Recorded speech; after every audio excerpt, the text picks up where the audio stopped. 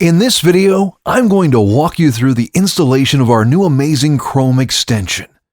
We know, extensions are really 90s, but so is not having our pull request integration, so you're going to have to swallow that frog for a while.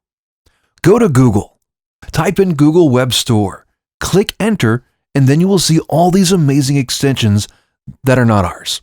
Go to Search the Store and simply type in SeaLights, one word. There you go. Click on the Add to Chrome, Add Extension, and there you go. You have it in your extension panel. Think you're done? No, you're not. Click the extension icon.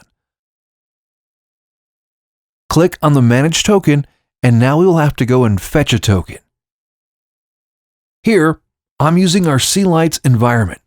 If you don't have access to the SeaLights environment, you need to contact your SeaLights account manager. If you do have access, go to Settings on your dashboard. First item on the menu will be Tokens. Scroll down a little bit and find the Chrome extension token, or you can just copy any of the integration tokens. Hovering over it will let you copy the entire string. Now, go back to the extension icon. Click it again, click the three dots, go to the Manage Token, paste the token, and click Save. That's it.